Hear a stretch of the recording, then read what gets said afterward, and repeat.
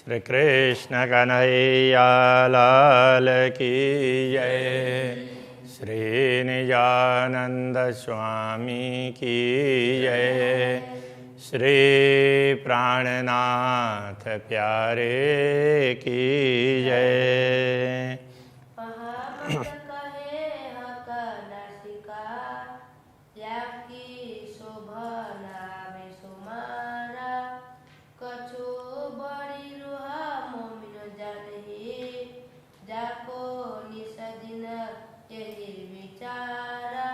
जाको निषदिन यही विचार।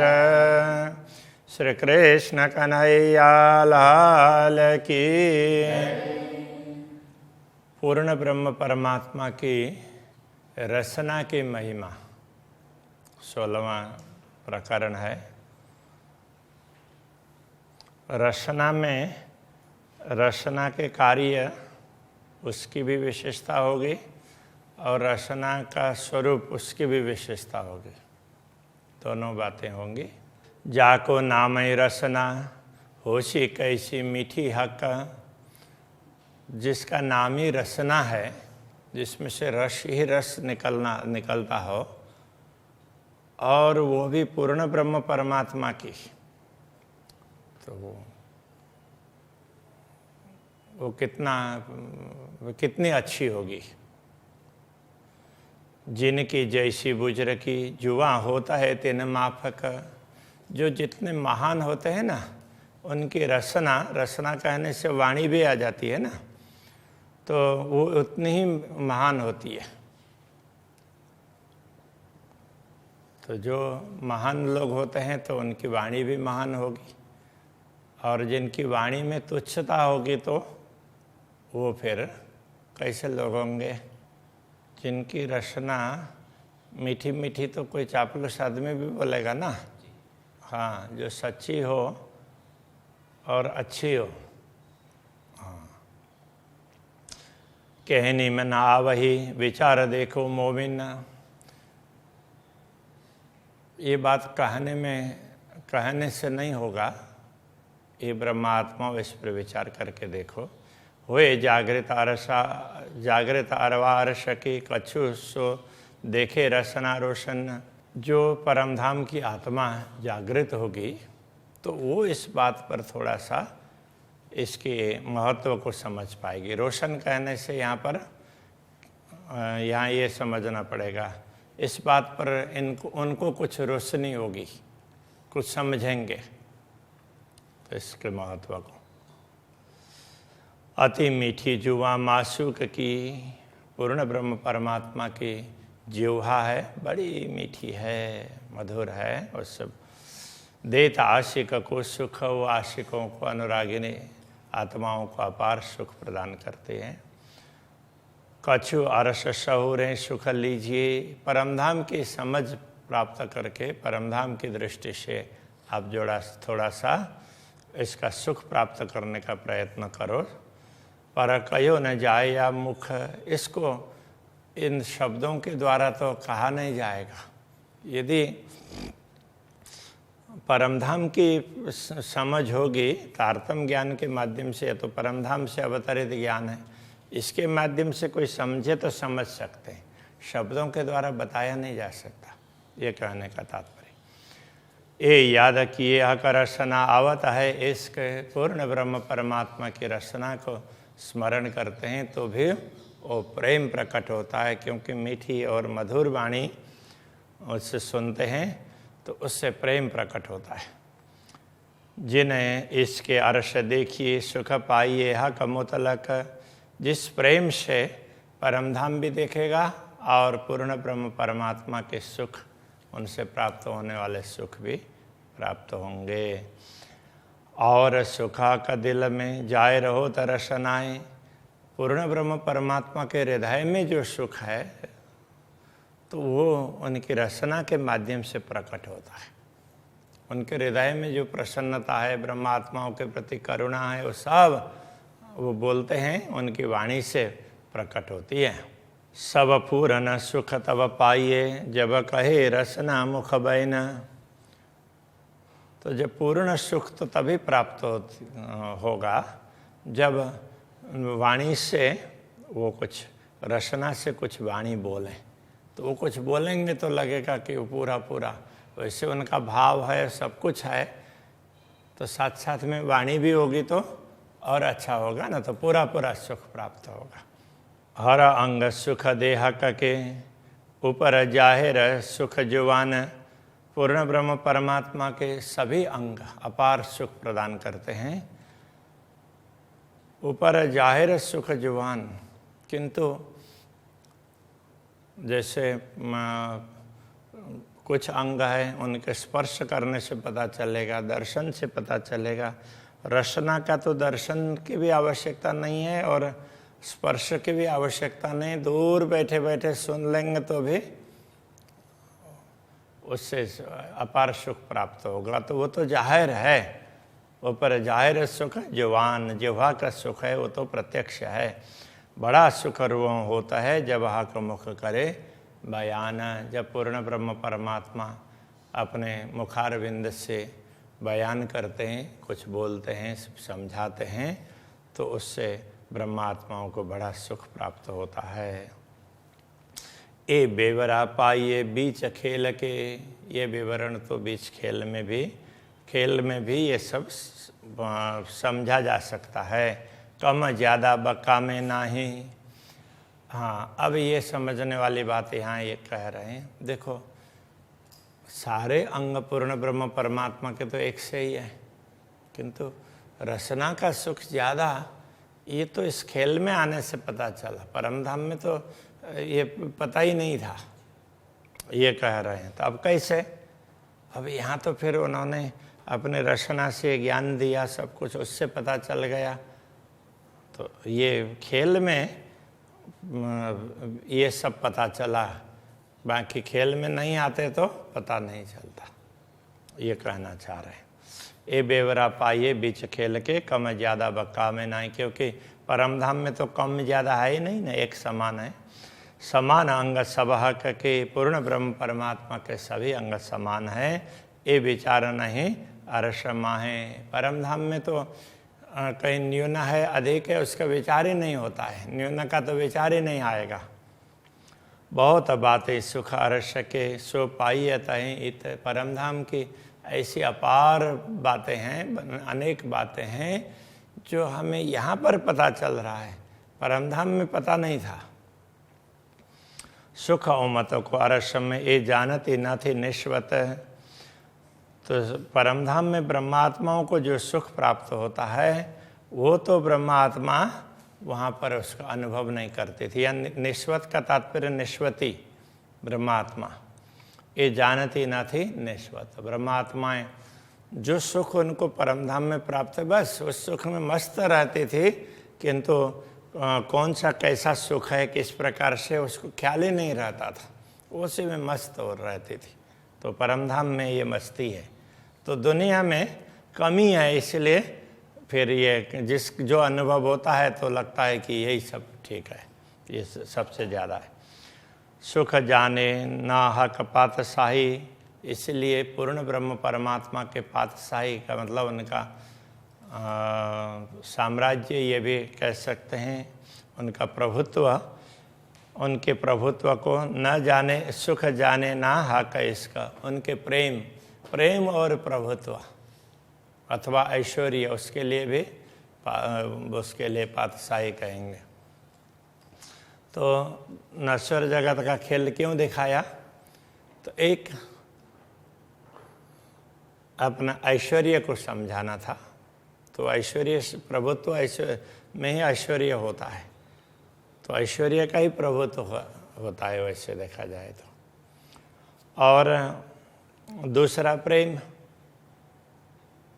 तो इसलिए ब्रह्मात्माओं के दो ही चीज ज्ञात नहीं थी, एक प्रभुत्व और दूसरा प्रेम। सुख जाने ना रूहें लाड़ के, तो ब्रह्मात्माएं पूर्ण ब्रह्म परमात्मा के लाड़ प्रेम उसके सुख को समझ नहीं पा रही थी। तो इत इल्म दिया बेशक, इसलिए यहाँ जागनिक ब्रह्मांड में ज्ञान दिया। तो पहले ब्रज और रास में तो ये ज्ञान नहीं दिया तो उसमें भी उनको पता नहीं चला, फिर उनको ये ज्ञान देना पड़ा। तो हा का अंग सुख खेल में बेवरा करत हुकुम, इसलिए पूर्ण ब्रह्म परमात्मा के अंगों का सुख है, किन अंगों का कैसा सुख है उसका विवरण तो इस खेल में ही वो भी पूर्ण ब्रह्म परमात्मा ने आदेश दिया तब हुआ है। अजो न आवे नजरों स्वरूप, फिर भी अभी भी पूर्ण ब्रह्म परमात्मा का स्वरूप नज़र में नहीं आ रहे हैं। ना तो क्यों वर्णवाय का सम, अन्यथा पूर्ण ब्रह्म परमात्मा का वर्णन कैसे हो सकता था। कहने का तात्पर्य यह है, इतना सब समझाने के बाद में भी ब्रह्मात्माओं को पूर्ण ब्रह्म के स्वरूप का जैसा ज्ञान होना चाहिए वैसा नहीं हो रहा है, इसलिए ये वर्णन करवाया पूर्ण ब्रह्म परमात्मा ने। तो बाकी वैसे अनुभव हो जाता, जैसे सतगुरु को हो गया, प्राणनाथ जी को भी सतगुरु ने बताया तब हुआ, वैसे तो ये सब वैसे ही हो जाता तो फिर ये वर्णन क्यों करवाते। हके हमरू हों वास्ते अनेक वचन कहे मुख, पूर्ण ब्रह्म परमात्मा ने हम ब्रह्मात्माओं के लिए अनेक वचन समझाए हैं, तारतम के वचन हैं। सुरुहे जागे हक इश्क का, आपन लेशी अरस में सुख। तो जब हम जागृत होंगे तो पूर्ण ब्रह्म परमात्मा के अपार प्रेम का सुख है हम परम धाम में उस अनुभव कर पाएंगे। तो अभी समझेंगे और उसका अनुभव परम धाम में जागृत होकर कर पाएंगे। सुख अनेक दिए हक रसनाएँ, इस प्रकार अक्षरातीत धामधनी की रचना ने हमें अपार सुख प्रदान किए हैं। और सुख अलेख अनेक, उन सुख वो सुख अलेख जिसका कोई हिसाब नहीं है, अपार है और अनेक है, असंख्य है। सो जागे रूहें सुख पावही, ताथे रसना सुख विषेक। इसलिए जागृत आत्मा होती है, आत्मा जागृत होने पर इस सुख को प्राप्त कर सकती है। तो ताथे रसना सुख विषेक है, इसलिए रसना के सुख को विशेष कहा है, क्योंकि रसना के द्वारा जो ज्ञान दिया तो उससे जागृत होंगे ना, तो ये विशेष हो गया ना, तो जागने का जागते सुख। तो इसलिए कहते हैं तीन लीला चौथी घर की, इन चारों का या में भोग। तो ये सारा अनुभव तो जागने लीला में प्राप्त होगी, अनुभव कर पाएंगे। तो रचना के कारण है, तो वो सारा श्रेय रचना को दे रहे हैं। हकें खेल देखाया याई वास्ते, सुख देखावा ने अपने अंग। तो पूर्ण ब्रह्म परमात्मा ने अपने अंगों के सुखों को दिखाने के लिए, अनुभव करवाने के लिए ही ये इस खेल की रचना की। सुख लेसी बड़ा इश्क का, रूहे ले बिरहा मिलसी संग।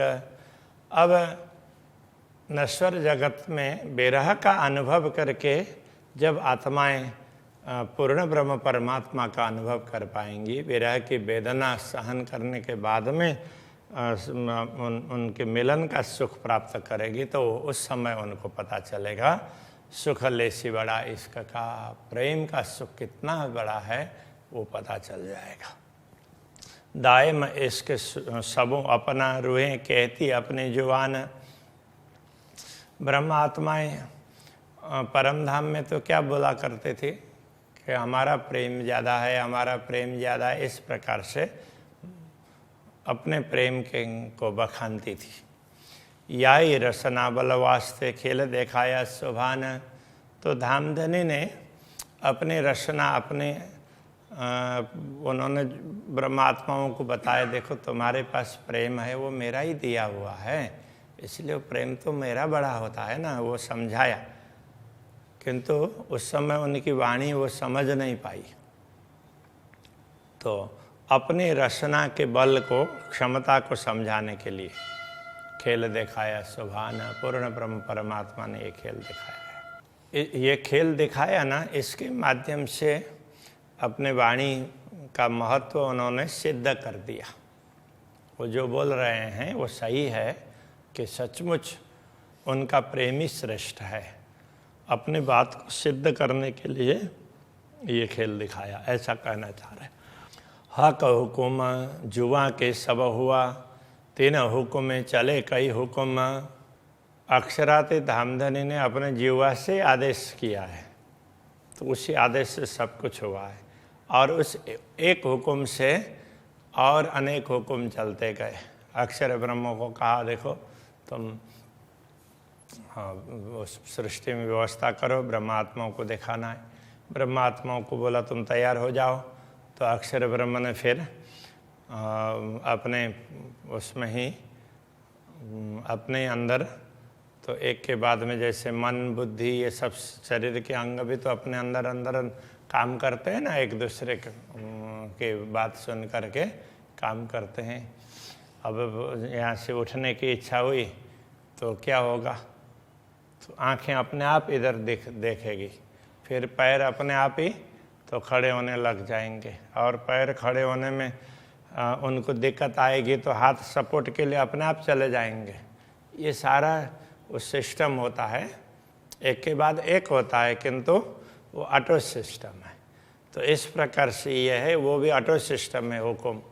तो अक्षर ब्रह्म को बोला, तो अक्षर ब्रह्म कौन उसमें है, तो मूल रूप से तो वो सतस्वरूप जा रहे हैं दर्शन करने। तो उसके बाद में तो आदेश जाता जाता अव्याकृत तक पहुंच गया, और फिर तो उनसे ये पूरी सृष्टि हो गई। सृष्टि में फिर तो ये अव्याकृत में से ही तो सृष्टि में भगवान नारायण के रूप में उनकी शक्ति प्रवेश होती है, पूरा ब्रह्मांड बनता है, और फिर उसमें शक्ति प्रवेश होती है। वो मूल रूप से अक्षर की है न, तो वो बस हुक्म के ऊपर हुक्म जा रहा है। इस प्रकार से ये सारी सृष्टि बन गई और ब्रह्मात्माओं को दिखा दिया। तो इस प्रकार हुक्म के ऊपर हुक्म चला। सो जेता शब्द दुनिया में ए सब हम वास्ते किया खसम। इस दुनिया में भी जो जो वचन आए हैं ना, शब्द का तात्पर्य शास्त्र वचन, जो वचन भी दुनिया में आए हैं, जो शास्त्र अवतरित हुए हैं, वो सब ब्रह्मात्माओं के लिए हैं। तो वही तो समझने वाली है, दूसरे लोगों को तो पता ही नहीं चलेगा। वो तो श्रवण सुख वो करेंगे, अपने अपने हिसाब से अर्थ करेंगे और अपना स्वार्थ सिद्ध करने का प्रयत्न करेंगे। ब्रह्मात्माएं तो यथार्थ क्या है उसको समझने का प्रयत्न करेंगे। हक जुबान की बुझ रखी किया खेल में बड़ा विस्तार। तो पूर्ण ब्रह्म परमात्मा की रचना अपने जिह्वा की बुझ की विशेषता, उनकी रचना की विशेषता, उसको क्या किया खेल में बड़ा विस्तार। इस खेल में उसका भी विस्तार कर दिया। तो उसने आदेश दे दिया, तो अक्षर ब्रह्म ने ब्रह्मांडों की रचना की, ये भी एक बड़ा विस्तार हो गया। तो दूसरा, तो यहाँ पर अलग अलग शास्त्र प्रकट करवाए। सो सुख लेसी हम रस में, तो हम परमधाम में जागृत होने के बाद में इन सब का सुख प्राप्त करेंगे। जिनको नाई सुमार, जिसका कोई पारावारी नहीं है। जेती चीज जरा कोई खेल में, सो हक हुकुम हलत चलत। इस जगत में जो भी चलायमान, जो भी स्थिर चर, जो भी वस्तुएं दुनिया में हैं, वो पूर्ण ब्रह्म परमात्मा के आदेश से ही क्रियाशील हैं। तो उनमें क्रिया है तो वो उससे ही पूर्ण ब्रह्म परमात्मा के आदेश से ही। सो सुख दिए हक रसनाएँ, हम खेती करें सिफत। ये सब सुख हैं पूर्ण ब्रह्म परमात्मा की रचना के द्वारा प्राप्त हुए सुख हैं। अब उसके लिए हम कितनी महिमा गायन करें उसकी। कलाम अल्लाह या हदीसें, शास्त्र पुराण या वेद। अब ये शास्त्र पुराण वेद हों, वेद पुराण शास्त्र वगैरह जो भी हो, अथवा तो कुरान हदीस आदि जो भी ये वचन, अल्लाह कलाम का तात्पर्य ब्राह्मी वचन। दुनिया में जिन जिन को ब्राह्मी वचन कहा है, अभी तो क्या है कि उसमें अभी तो डंके के चोट पर ये कुरान को ही वो लोग वो अल्लाह कलाम मानते हैं, बाकी तो सारे अल्लाह कलाम है, परमात्मा के वचन है, वेद है।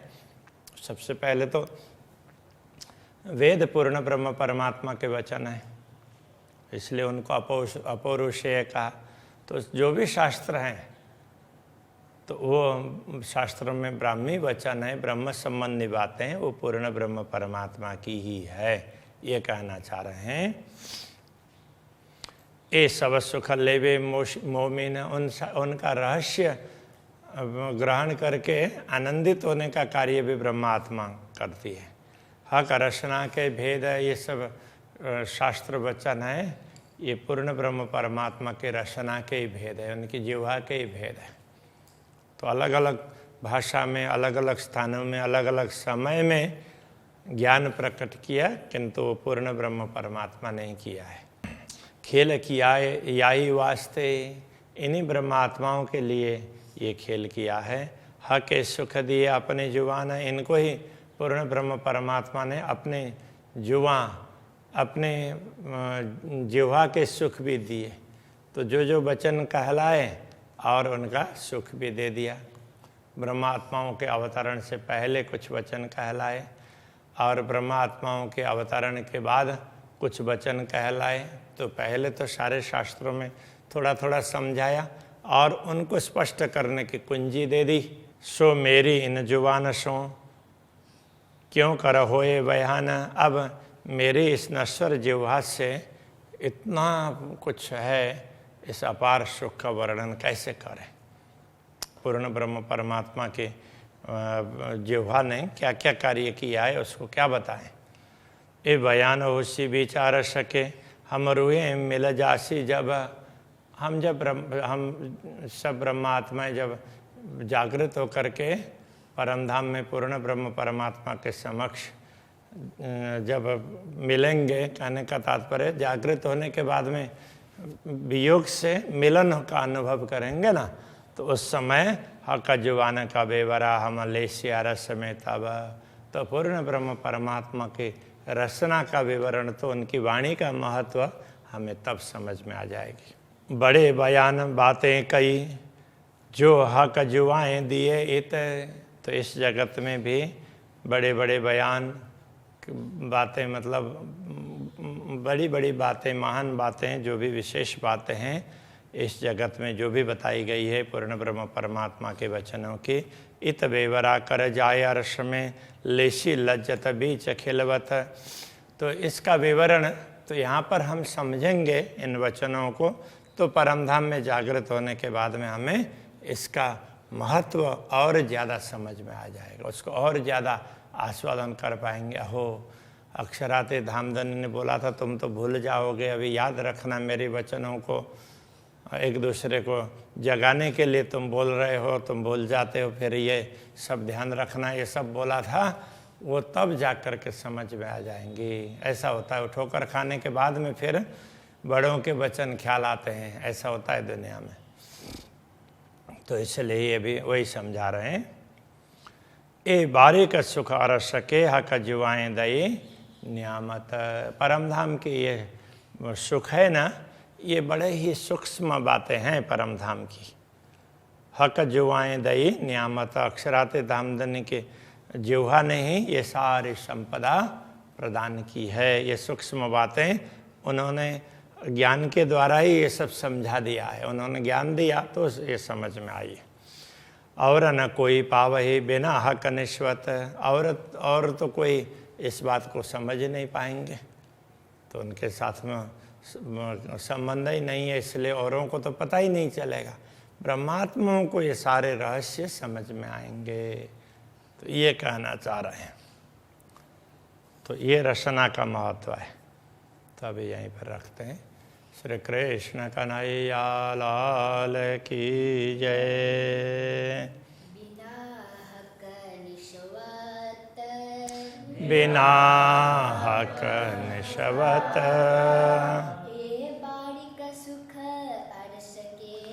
ए बारिक सुख अर्श के,